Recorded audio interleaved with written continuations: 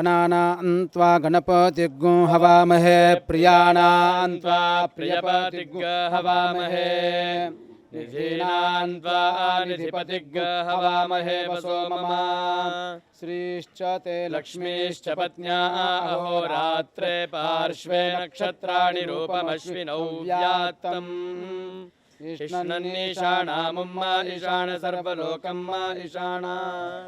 సత్యం శివం సుందరం ఈ పదాలు పలికిన వెంటనే మనము ప్రత్యక్షంగా శివుడిని స్మరించుకుంటాము. ఈరోజు ఆస్థా ఛానల్ తరపున హైదరాబాద్ నగరానికి 22 కిలోమీటర్ల దూరంలో గగన్ పహాడ్లో ఉన్న ఒక దివ్యమైన అత్యున్నత నివాసానికి మిమ్మల్ని తీసుకెళ్తున్నాం. ఈ పవిత్ర స్థలంలో మీరు శివుడిని ప్రార్థించటమే కాకుండా ఈ సత్యం శివం సుందరం గోనివాస్లో గోమాత రూపంలో ఉన్న 33 కోట్ల మంది దేవుళ్ళు దేవతలను ప్రత్యక్ష దర్శనం కూడా పొందుతారు. వేదాలు మరియు పురాణాల నమ్మకం ప్రకారం 33 కోట్ల మంది దేవుళ్ళు మరియు దేవతలు గోమాత శరీరములో నివసిస్తున్నారు. మరియు ఋగ్వేదంలోని ఈ శ్లోకం ఆరాధనకు అర్హమైన రీతిలో గోమాత మహిమను వివరిస్తుంది. మాతా రుద్రాణం దుహితా వసూనాం స్వసాదిత్యానామృతోస్య నాభిః ప్రణువోచన్ చికితుషే జనాయమ గమన గదితిన్వదిష్ట. మనకి వేదంలో చెప్పి ఉంది గావో విశ్వస్య మాతరః అని చెప్పారన్నారు. ఏమిటి అంటే విశ్వానికే ఏ ఒక్క ప్రాణి తల్లి స్వరూపంగా ఉంది అని అంటే అది ఆవు అనే ప్రాణినే ఉంది. అందుచేత మనం మన తల్లిని రోజు ఉదయం లేవగానే తల్లిదండ్రులకి నమస్కారం చేస్తాము. మాతృదేవో భవ పితృదేవో భవ అని చెప్పుకుంటూ తండ్రిని తల్లిని దాని తర్వాత గురువులని అందరినీ నమస్కారం చేస్తూ గావుని కూడా నమస్కారం చేయాలి అనేసి వేదంలో చెప్పి ఉంది. అందుచేత తల్లిదండ్రులని నమస్కారం చేస్తే ఎటువంటి ఫలమైతే పొందుతామో దానికి ద్విగుణంగా మనము ఆవుని నమస్కరించడం వల్ల ఆవుని పోషించడం వల్ల ఆవు యొక్క అనుగ్రహం చేత ధనము మరియు చాలా చాలా విశేషమైనటువంటి ఫలితాన్ని పొందుతాము. ఆవును రుద్రుల తల్లి అని పిలుస్తారు. ఆవు వసువుల కుమార్తె మరియు సూర్యుని సోదరి. అంటే గోమాతకు సూర్యుని యొక్క శక్తులు ఉన్నాయి. అందుకే ఆమె అమృతం యొక్క కేంద్రంగా కూడా ఉంది. రుద్రుడు కామం క్రోధం వంటి దుర్గుణములపై నియంత్రణ కలిగి ఉంటాడు. అందుకే గోవును పూజించే వ్యక్తి వికారాల నుంచి విముక్తి పొందుతాడు. వసు ఐశ్వర్యానికి దేవుడు. అందువలన ఆవును పూజించటం వల్ల సంపద పెరుగుతుంది. మరియు ఆవును ఆరాధించే వారికి అలసట, వృద్ధాప్యము మరియు నిస్సహాయతలకు దూరంగా ఉండి ధైర్యం మరియు బలము లభిస్తుంది. కాబట్టి ఆవు మనలను అన్ని విధాలుగా రక్షించడానికి పనిచేస్తుందని చెప్పటమే దీని అర్థం. సత్యం శివం సుందరం గోనివాస్ గురించి ఇప్పుడు వివరంగా తెలుసుకుందాం. ఇక్కడ గగన పహాడ్ మరియు బుర్జుగడ్డ వద్ద ఉన్న ఆవు షెడ్లలో సుమారు 6300 ఆవులు ఉన్నాయి. సత్యం శివం సుందరం గోనివాస్ గోశాల 2000 సంవత్సరానికి ముందు ఆవిర్భవించింది. ఇది కొన్ని ఆవులతో ప్రారంభమైంది. ఆ తరువాత కొద్ది కాలంలోనే ఆవుల సంఖ్య పెరగటం ప్రారంభమైంది. గోశాలకు ఉన్న ఖ్యాతిని చూసి ఇక్కడి ప్రజలు ఆవులను దానం చేశారు. మరికొందరు తమ ఆవులను తమ ఇళ్లల్లో పెంచుకోవటంలో ఇబ్బంది పడి ఇక్కడికి మార్చారు. కబేలాలకు తరలించే ఆవులను సైతం సురక్షితంగా రక్షించి ఇక్కడికి తీసుకురావటం జరిగింది. ఈ విధముగా ఈ ప్రదేశం అంతా నిజమైన గోప్రపంచముగా మారింది. ప్రస్తుతానికి నేను ఒక అద్భుతమైన ప్రదేశంలో ఉన్నాను. చెప్తారు మనకి ప్రపంచంలో 2 ప్రదేశాలు మాత్రం చాలా పవిత్రమైనవి, పుణ్యప్రదమైనవి అని అంటారు. ఇంకా చెప్పాలి అంటే ఒకే ఒక ప్రదేశం అంటారు, అంటే చాలా పవిత్రంగా ఉన్న ప్రదేశం, దాన్నే గోశాల అంటారు. గోవులు ఎక్కడ ఉంటాయో, గోవులు ఎక్కడ తిరుగుతూ ఉంటాయో అది పుణ్యప్రదమైన ప్రదేశం అని అంటారు. ఇక రెండవది అని చెప్తే నిత్యము భగవన్నామ స్మరణ చేసుకుంటూ మంచి మాటలు చెప్పే నోరు అట, అంటే మన నోరు అంత పవిత్రమైన స్థలం అని చెప్తారు. అయితే వాక్కు అన్నది ఏదైతే భగవంతుడు కేవలం మనిషికి మాత్రమే ఇచ్చాడో, ఈ వాక్కుతో అవతల వాళ్ళకి ధైర్యాన్ని ఇవ్వగలం, ఈ వాక్కుతో అవతల వాళ్ళకి ఆనందాన్ని ఇవ్వగలం. అటువంటి ఆనందాన్ని, ధైర్యాన్ని, అలాగే మనిషిగా వచ్చాం కాబట్టి మనము ఈ నోటితో భగవన్నామ స్మరణ చేసుకుంటూ భగవంతుడి గురించి మాట్లాడుకునే అదృష్టం, యోగం మనిషికి మాత్రమే కదా. అందుకే రెండవది అంటే ఈ నోరు అని అన్నారు. కానీ ఏది పడితే మాట్లాడితే అది మాత్రం పుణ్యప్రదేశం కాదు. కేవలం భగవంతుడిని స్మరించుకోగలగాలి, మంచి వాక్కులు మాట్లాడగలగాలి. అలా రెండు పుణ్యప్రదేశమైన ప్రదేశాలు ఏవైతే ఉన్నాయో వాటి గురించి ఎంత చెప్పుకున్నా తక్కువే.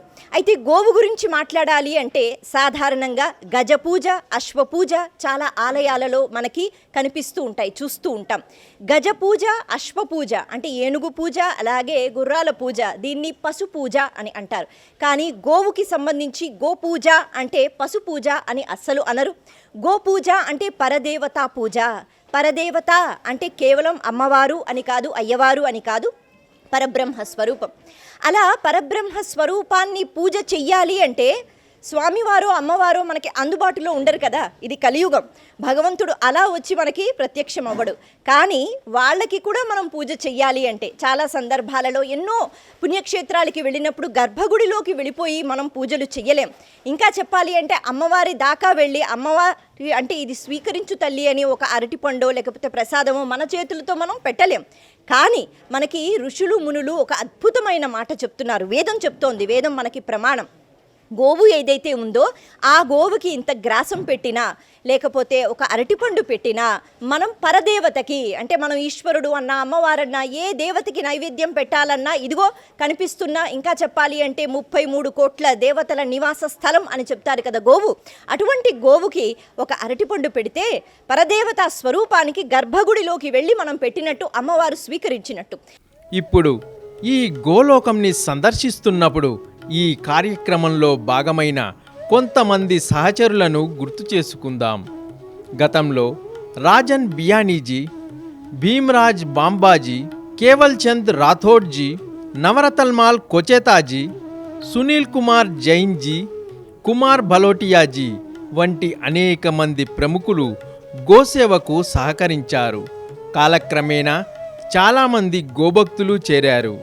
ఆపై సత్యం శివం సుందరం గోనివాస్ పరిధి విస్తరించింది. ఈ మహానుభావుడు అంకిత భావం కలిగిన ధర్మరాజ్ రాంకాజీ ఇప్పటికీ తమ హృదయంతో మరియు ఆత్మతో గోవులకు సేవ చేయటానికి అంకిత భావంతో ఉన్నారు. సహకారం విషయానికి వస్తే ఆవుల పెంపకం కోసం సత్యం శివం సుందరం గోనివాస్కు 5 ఎకరాల భూమిని ప్రేమతో విరాళముగా ఇచ్చిన ఘనశ్యామ్జీ పటేల్ వంటి దాతలను ప్రస్తావించటం చాలా అవసరం. గోవు ఆరాధన ఐశ్వర్యం అని చెప్తారు. ఇలా గోవు గురించి చెప్పుకుంటూ పోతే ఇంకొక అద్భుతమైన విషయం గురించి కూడా మనం మాట్లాడుకోవాలి. సాధారణంగా ఒక 100 రూపాయలు ఇస్తే, ఒక 1000 రూపాయలు ఎవరికైనా మనం దానం చేస్తే మన ఖాతాలో పడతాయిగా పుణ్యం. అప్పుడు 100 రూపాయలు ఇచ్చారు, 1000 రూపాయలు ఇచ్చారు అని అంటారు. కానీ గోదానం చేసినట్లయితే, ఒక్క గోవుని దానం చేస్తే 1000 గోవులు దానం చేసినంత ఫలితం మన ఖాతాలోకి వెళుతుందట. ఒక్క గోవు దానం చేస్తే 1000 గోవులు దానం చేసిన ఫలితం. ఇది మనం ఇంకా ఏది దానం చేసినా, వస్త్రాలు ఒక 2 వస్త్రాలు ఇచ్చాము, 2 వస్త్రాలు ఇచ్చాము అంతే, కానీ అంతకు మించి కాదు. కానీ గోవుకు సంబంధించి మాత్రం ఒక్క గోవుని దానం చేస్తే 1000 గోవులు దానం చేసిన ఆ చక్కని ఫలితం మనకి దక్కుతుందట. ఈ గోశాలలో నేడు 6300 ఆవులు ఉన్నాయి. ఇవి వివిధ జాతులు మరియు రంగులలో ఉన్నాయి. ఈ గోశాలలో ఆవులకు రోజుకు కనీసం 42 టన్నుల ఆహారం అవసరం. ఆవుల కోసం పచ్చి మేత ఉన్న ట్రక్కులు అప్పుడప్పుడు ఇక్కడికి వస్తూ ఉంటాయి. మారుతున్న ఋతువుల ప్రకారం గడ్డిని కూడా గోశాలలో తగినంత పరిమాణంలో ఉంచుతారు. తద్వారా ఆవులు ఎప్పుడూ ఆహార కొరతను ఎదుర్కోవు. ఆవులకు బెల్లం అంటే చాలా ఇష్టం. అందుకే బెల్లం, రాళ్ల ఉప్పు కూడా అప్పుడప్పుడు ఆవులకు అందచేస్తారు. ఈ గోశాల విశేషమేమిటంటే గోభక్తులు కుటుంబ సమేతముగా సుదూర ప్రాంతాల నుండి ఇక్కడికి వచ్చి వారి కోరిక మేరకు పచ్చిమేత, రొట్టెలు, కూరగాయలు, పండ్లు మొదలైన వాటిని ఆవులకు అందిస్తారు. ఇక్కడ కొన్ని కుటుంబాలు తరతరాలుగా గోసేవలో నిమగ్నమై ఉన్నాయి. దానికి ఇక్కడ ఉన్న కొందరు గోప్రేమికులు ప్రత్యక్ష ఉదాహరణ. గోవులో పరదేవతా స్వరూపాన్ని పోల్చుకోవడం. అయితే గోపూజ అంటే ఏమిటి? లక్ష్మీ స్థానాలలో ఒకటి అయిన ఈ గోవు యొక్క వృష్ట భాగం లక్ష్మీ స్థానం అంటారు. మళ్ళీ ఇక్కడ లక్ష్మి అంటే డబ్బులు డబ్బులు డబ్బులు మాత్రమే కాదు, సంతోషం, ఆనందం, ఆనంద స్థాయికి వెళ్ళటం, సత్ప్రవర్తనతో ఉండడం, సద్భావనలు మనసులో రావడం, ధార్మికంగా జీవించటం, సత్యాన్ని పట్టుకోవడం, ఇవన్నీ కూడా లక్ష్మీ కళలు. అలా వృష్ఠభాగానికి మనం పూజ చెయ్యాలి అంటే సరే మరి గోవులు లేవు, పూజలు రావు, మంత్రాలు తెలియదు అని కాదు. గోపూజ అంటే గోరక్షణ, గోపూజ అంటే గోసేవ. కాబట్టి గోపూజ చేస్తున్నామంటే అర్థం ఏమిటి? గోవు దగ్గరికి వెళ్ళి ఇంత గ్రాసం వేయటం, గోశాలలకు వెళ్ళి వీలైనంత తోచినంత దానం చేయటం, ఇది మనం అలవాటు చేసుకుంటే గోపూజ చేసినట్టే. ఈ సత్యం, శివం, సుందరం గోనివాస్ గురించి చెప్పదగ్గ విశేషమేమిటంటే ఇక్కడ ఆవుకి సేవ చేయటంతో పాటు పావురాలను కూడా సేవ చేస్తారు.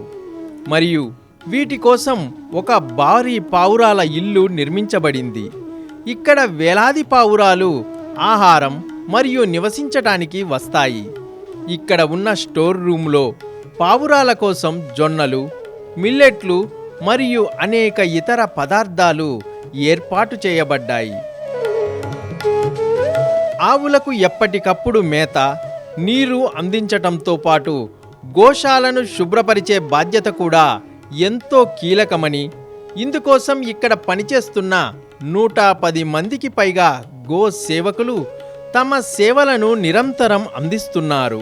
ఇక్కడ కొంతమంది గోసేవకులు మేత కోసం యంత్రాన్ని ఉపయోగించి మేతను చిన్న చిన్న ముక్కలుగా కోస్తున్నారు. మరికొందరు కోసిన మేతను సేకరించి ఆవులు తినే ప్రదేశంలో ఉన్న అర్లలో పెడుతున్నారు. ఎందుకంటే సాయంత్రం ఆవులు పరిగెత్తుకుంటూ వచ్చినప్పుడు మేత వాటికి చెందిన అర్లలో సిద్ధంగా ఉంటుంది. నేమీచంద్ జీ గగన్ పహాడ్ వద్ద ఉన్న గోశాల సమీపంలో ఒక భారీ జైన దేవాలయాన్ని నిర్మించారు. ఇది అద్భుతమైన వాస్తుశిల్పానికి ఉదాహరణ. అనేక దేవతలు మరియు దేవుళ్ళ విగ్రహాలు ఈ ఆలయంలో ఉన్నాయి. శ్రీ కృష్ణ దేవాలయం మరియు పాఠశాల యొక్క నిర్మాణ పనులు కాంక్రీటు రూపంలో మనకు ఇక్కడ దర్శనమిస్తున్నాయి. ఒకే చోట ఎక్కువ ఆవులు ఉండటం వల్ల వాటి సంరక్షణలో అనేక రకాల సమస్యలు తలెత్తుతున్నాయి. అంతేకాకుండా ఆవులకు ఖాళీ స్థలం కూడా అవసరం కాబట్టి ఆవులు ఎక్కువగా ఉండటంతో గగన్ పహాడ్కు వెళ్లాలని ట్రస్టీలు నిర్ణయించారు. బుర్జుగడ్డలో వేలాది ఆవులు నివసించే అతి పెద్ద గోశాల కూడా స్థాపించబడింది. సత్యం, శివం, సుందరం గోనివాస్ బుర్జుగడ్డ కాస్త విభిన్నంగా ఉంటుంది. ఆవుల కొట్టంలోకి అడుగుపెట్టగానే గోవర్ధన గిరిదారి అయిన గోపాల శ్యామ్ మనోహర్ విగ్రహం దర్శనమిస్తుంది. ఈ భారీ ఆవుల దొడ్డిలో ఆవుల కోసం చాలా ప్రదేశాలు, విశ్రాంతి తీసుకోవటానికి, ఎక్కడో ఒక చోట నడవటానికి అన్ని ఏర్పాట్లు చేసినట్లుగా ఉంటుంది. ఇక్కడ ఆవులు, ఎద్దులు, దూడలు మొదలైనవన్నీ సంతోషంగా ఉన్నాయి.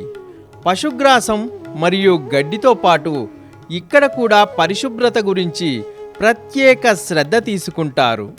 అందువల్ల ఆవు పేడ రవాణా కేవలం రిక్షా ద్వారా మాత్రమే కాకుండా పెద్ద పెద్ద యంత్రాల ద్వారా కూడా జరుగుతుంది. ఈ విధముగా ఆవు పేడ రవాణా పనులు వేగంగా నిర్వహించబడతాయి.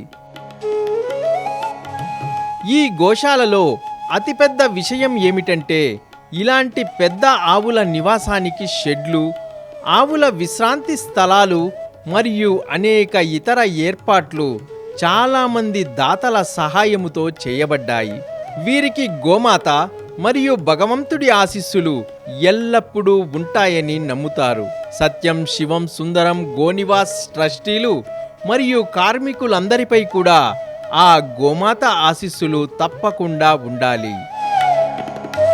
ఈ 2 గోశాలల్లో 6300 ఆవులు ఉన్నాయని, వాటిని సంరక్షించేందుకు 110 మందికి పైగా సంరక్షకులు, గోరక్షకులు, సేవకులుగా ఉన్నారని ఇంతకు ముందు తెలుసుకున్నాం. రోజుకు దాదాపు 42 టన్నుల మేత ఉపయోగించబడుతుంది. మరియు ఈ సత్యం శివం సుందరం గోనివాస్లో ముఖ్యమైన విషయం ఏమిటంటే ఇక్కడ గోవులకు పాలు తీయబడవు. ఇవి ఆవు దూడల కోసము మాత్రమే. గోవుల్ని దర్శించుకుని సాక్షాత్తు పరబ్రహ్మ స్వరూపాన్ని చూస్తున్నాము అనే ఆనందాన్ని పొంది గోసేవ చేసుకుని గోవుకి ఇంత గ్రాసం పెట్టి తరించిపోయే అవకాశం మనకి కలుగుతుంది. ఎందుకంటే మనం ఎక్కడ ఉన్నా అక్కడ ఇక్కడ గోవులు కనిపిస్తూనే ఉంటాయి. అందులోనూ ఇలాంటి గోశాలల్లో అయితే మరీ విపరీతంగా. కాబట్టి అటువంటి పుణ్యప్రదమైన పనులు మనం చేసుకుందాం. కారణం ఏమిటి? మనిషి జన్మ మళ్ళీ మళ్ళీ రాదుగా. భగవంతుడు ఇంత చక్కని అవకాశం ఇచ్చినప్పుడు ఈ గోవుని సేవించుకుంటూ తరించిపోదాం. మరొక్కసారి మీ అందరికీ కృతజ్ఞతలు. నమస్తే. నేను జ్యోతి. మరియు ఇక్కడ గో ఆధారిత వస్తువులైన అగరుబత్తీలు, సబ్బులు, కుండలు మొదలైనవన్నీ ఉత్పత్తులు ఇక్కడ లభిస్తాయి. మన భారతీయ ధర్మశాస్త్రంలో గోవుకి అత్యున్నతమైనటువంటి స్థానాన్ని ఇచ్చారు. గోమాత పవిత్ర కామధేనువుకి ప్రత్యక్ష రూపంగా మనం కొలుస్తూ ఉంటాం. కన్న తల్లి తర్వాత గోవుకు మాత్రమే అటువంటి స్థానాన్ని మనం కల్పించాం. ఆవుకి ఏదైనా తినిపిస్తే అది భగవంతుడికి స్వయంగా నివేదించినట్లు మనం చెప్తారు మన పెద్దలు. గోవు నుంచి వచ్చే ప్రతి పదార్థం కూడా అత్యంత విలువైనటువంటిది. ఆవు పాలని పసిపిల్లలకు పడతాం, ఎందుకంటే దానిలో ఎన్నో మెడిసినల్ వాల్యూస్ ఉంటాయి. తల్లి పాలు దొరకని చోట ఆవు పాలు పిల్లలకి పడితే వాళ్ళు ఆరోగ్యవంతంగా ఉంటారని మనకి చెప్తూ ఉంటారు. గోవు నుంచి వచ్చే ఘృతం, నెయ్యిని కూడా చాలా విలువైనదిగా భావిస్తాం.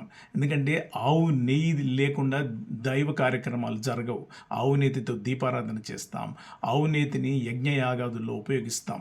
ఆవు నేతి వలన వెలువడే పొగ తక్కువ కార్బన్ డయాక్సైడ్ని కలిగి ఉంటుంది. కాబట్టి మనకి వర్షాలు కూడా ఈజీగా తీసుకొని వస్తుందని యజ్ఞాల్లో దాన్ని వాడుతూ ఉంటారు. ఇప్పుడు మిమ్మల్ని బుర్జుగడ్డ గోశాల కాంప్లెక్స్లోని సమీపంలో ఉన్న వెటర్నరీ సెంటర్కి తీసుకువెళ్తున్నాం. దీనిని మా సరస్వతి వెటర్నరీ హాస్పిటల్ అని పిలుస్తారు.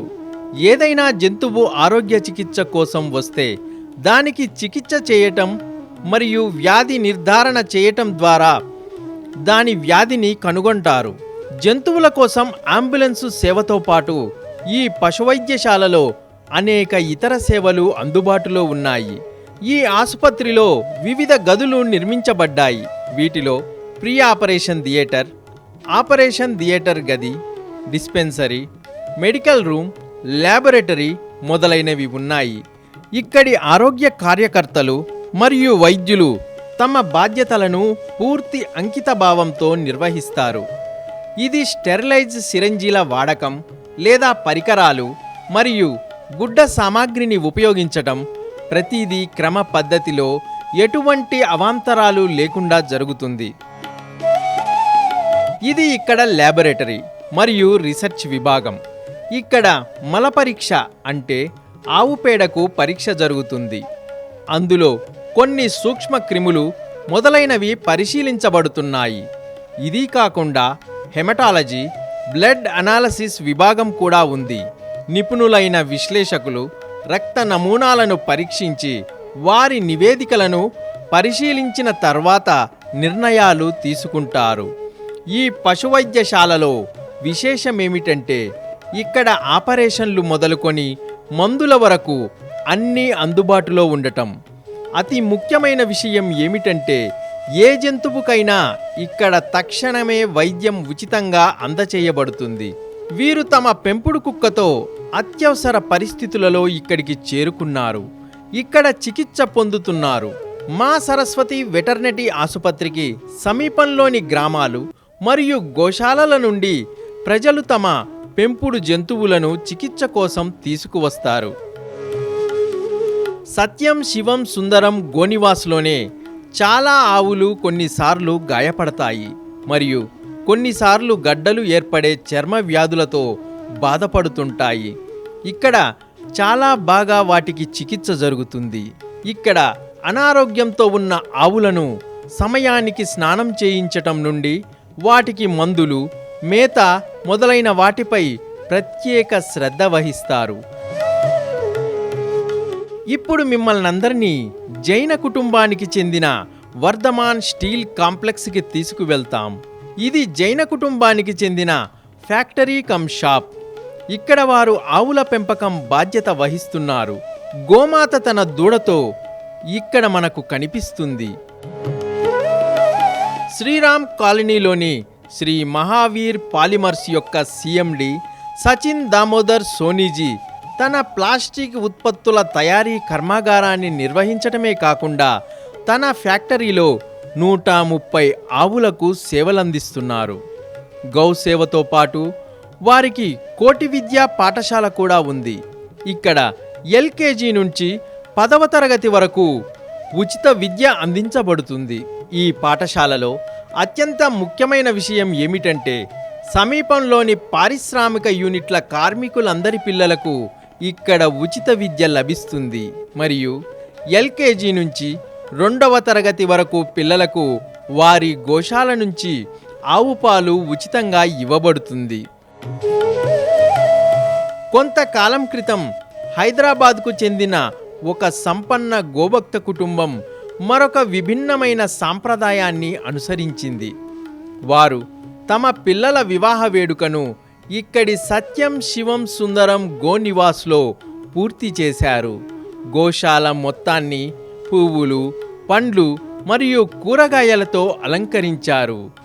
మరియు వివాహం అనంతరం అన్ని ఆహార పదార్థాలు మరియు విరాళాలు ఇక్కడి గోశాలకు అంకితం చేయబడ్డాయి. ఇది చాలా ప్రత్యేకమైనది. ఈ యొక్క సమాజంలో ఈ మధ్యకాలంలో అందరూ చాలా పుట్టినరోజులు ఉండనివ్వండి, బయట పార్టీలు అని వెళ్తూ ఉంటారు. ఆ సమయాలలో సందర్భాలలో ఒక గోవుని సంరక్షించి ఒక గోవుకి పూజ చేసి దాని తర్వాత అట్లాంటి కార్యక్రమాలు మనం ఎన్నో చేసుకున్నప్పటికీ మన సంప్రదాయాన్ని వదలకుండా మన యొక్క సంప్రదాయాన్ని పాటిస్తూ ఒక గోవు పూజ చేసుకున్నాము అంటే చాలా ఫలితం పొంది మంచి కార్యక్రమాన్ని మనము చేసినట్టు అవుతుంది. అది కాకుండా ఆవుని ఎందుకు సంరక్షించాలి అని అంటే మన పూర్వకాలంలో ఋషిమునులందరూ యజ్ఞ యాగాది క్రతువులు చేసేవారు. ఆ యజ్ఞ యాగాది క్రతువులకి సంబంధించినటువంటి ద్రవ్యం ఏమిటి అని అంటే ఆవు యొక్క నీతి, ఆవు యొక్క పాలు. ఆవు యొక్క పాలు నుండి పాలు, పెరుగు, నెయ్యి ఇవన్నీ మనకి లభిస్తాయి. అందులో ఏమి చెప్తున్నారు అని అంటే పాలు చేత ఇన్ని ద్రవ్యాలు వస్తున్నందువల్ల ఆ ఆవు ఒక యజ్ఞానికి కావాల్సినటువంటి ద్రవ్యాన్ని మనకి సేకరించేది. అందువల్ల ఆ కాలంలో ఆవుని నమస్కరించిన తర్వాతనే యజ్ఞయాగాది క్రతువులని వాళ్ళు పాటించేవారు, అనుష్ఠించేవారు. అందుచేత అందరం ఆవులని నమస్కారం చేసి గవాం సంరక్షణమస్తు. మేము మీ అందరినీ అభ్యర్థిస్తున్నాము, ఈ చొరవను ఎందుకు ముందుకు తీసుకువెళ్ళకూడదని. అలాంటి కొన్ని సంఘటనలు మరింత మందికి స్ఫూర్తిదాయకముగా ఉంటాయి. ఈ భూమి మీద గోశాలకు మించిన పరమ పవిత్రమైనటువంటి స్థలం మరొకటి లేదు. గో పూజ కంటే గొప్ప పూజ లేదు. గోశాలలో కూర్చుంటే పుణ్యం, గోశాలలో భజన చేస్తే పుణ్యం, గోశాలలో నిద్ర చేస్తే పుణ్యం, గోశాలను శుభ్రం చేస్తే అత్యంత పుణ్యం లభిస్తుంది. గోశాలకు వెళితే పుణ్యం, అక్కడ ప్రవచనాలు వింటే మరింత పుణ్యం లభిస్తుంది. గోశాలలో ఏదైనా పూజలు జరుగుతుంటే వెళ్ళి ప్రత్యక్షంగా చూస్తే కూడా పుణ్యం లభిస్తుంది. గోశాలకి ఆర్థిక సాయం చేస్తే ఎక్కువ పుణ్యం మనకి దక్కుతుంది.